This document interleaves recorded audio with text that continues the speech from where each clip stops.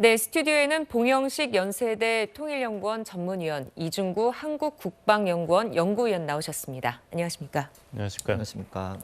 자, 북한이 군사 정찰 위성으로 한반도 일대 사진을 촬영을 했고 또 이를 국무위원장, 김정은 국무위원장이 확인했다. 이렇게 밝혔습니다.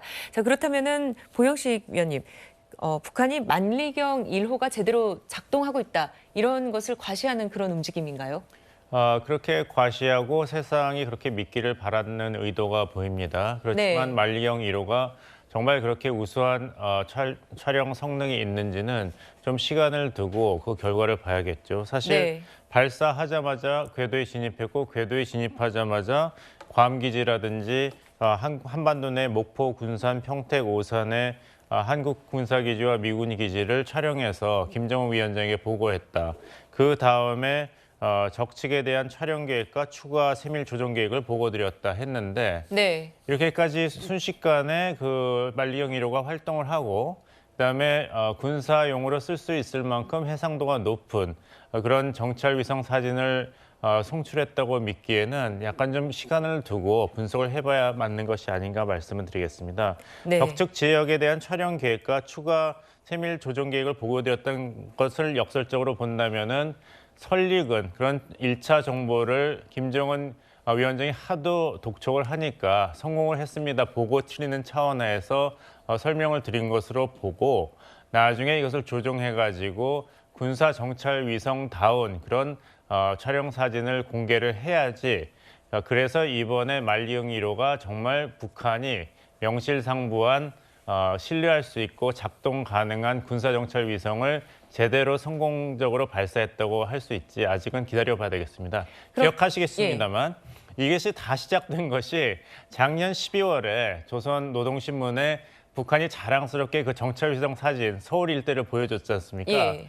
근데 너무 조악해가지고 당시 전문가들이 이건 60년대 우리나라 신문에 이제 흑백으로 인쇄된 사진 같다. 이건 소용이 없다 했더니 12월 20일에 김여정 위원장이 발끈해서 제잘거리는 놈들 한 대 쥐어받고 싶은 마음 굴뚝 같은데 무엇부터 말해야 될지 모르겠다. 왜 헐뜯기만 하는가 참새같이. 전문가들이 소위 그 동네에서 월급이나 제대로 받고 살지 걱정스럽다고 했고 네. 우리가 누가 830S에 지나지 않는 일회성 시험에 값비싼 고분해능 촬영기를 설치하고 시험을 하겠는가 하고 우리가 진짜를 보여준다고 했어요. 네. 그러면서 마지막으로 곧 해보면 될 일이고 곧 보면 알게 될 일이 아니겠는가. 최근의 사변들을 곰곰이 돌이켜보라. 우리가 하겠다고 한 것을 못한 것이 있었는가. 그래서 8차 당대에서 결정했던 5개 그 신무기 중에 하나인 정찰 위성을 2023년에는 보란 듯이 성공하겠다고 했는데 2번 실패했고 이번 3번에 쏘아 올린 것까지는 알겠으나 과연 제대로 된 위성 사진을 보낼 수 있을지 거기까지 우리가 주목을 해야 될 것 같습니다. 네, 그러니까 사진을 공개하지 않은 이유도 그럼 같은 맥락으로 보면 되겠네요. 아직 기다려봐야 됩니다. 네, 자 그렇다면은 이중구 의원님께 여쭤보겠습니다. 자 그러면은 만리경 1호 하루에 최소 2번 정도 한반도 상공을 지날 것으로 알려져 있습니다. 그렇다면 이게 우리한테 만약에 뭐 아직까지 해상도가 높지 않다 하더라도 위협이 될 수 있을까요? 네, 아무래도 그 정찰 위성 같은 경우에는 전술핵 분야의 무기이고 전술핵에 필요한 능력이기 때문에 네. 북한이 전술핵을 지향하는 방향으로 가고 있다는 데서 우리에게 위험이 된다고 볼 수가 있습니다. 다만 정찰 위성 같은 경우에는 북한이 정찰 정보 수집 위성이라고 했거든요. 그러니까 정밀 정찰용이 아니라 외부 상황에 대한 해외 동향을 수집하는데 정보를 수집하는데 활용하겠다라고 하고 있기 때문에 북한이 앞으로 개발할 그 한국에 대한 뭐 전방 500km에 대한 정밀 정찰을 위해서 무인 정찰기를 개발한다고 했지 않습니까? 그런 그 무인 정찰기의 등장도 함께 위협으로 봐야 될 것 같습니다. 네, 그러면은 이제 군사 정찰 위성으로 북한에 이제 정밀한 눈이 생기게 된다면 또 이 성능에 대해서도 카메라 성능, 화소 이런 게 관건이 될 것 같은데, 봉 의원님, 현재 북한의 기술 수준은 어떻습니까? 지난번에 이제 5월 31일에 새벽에 발사를 하고 1차 시험에 실패했죠. 네. 그리고 잔해를 우리가 인양을 해서 분석을 했습니다.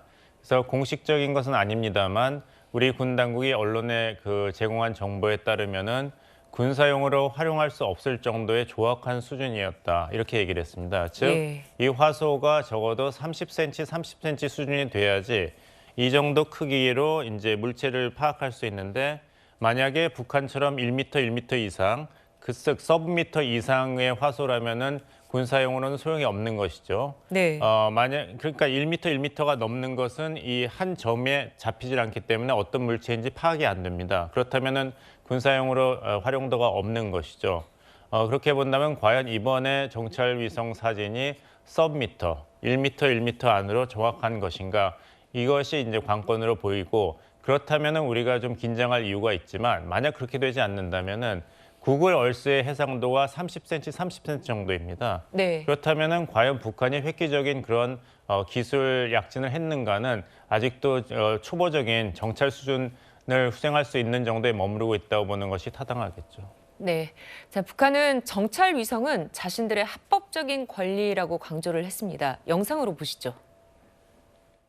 정찰위성 발사는 자위권 강화에 관한 조선민주주의인민공화국의 합법적 권리이며 공화국 무력의 전쟁 준비 태세를 확고히 제고하는 데 커다란 기여를 하게 될 것입니다.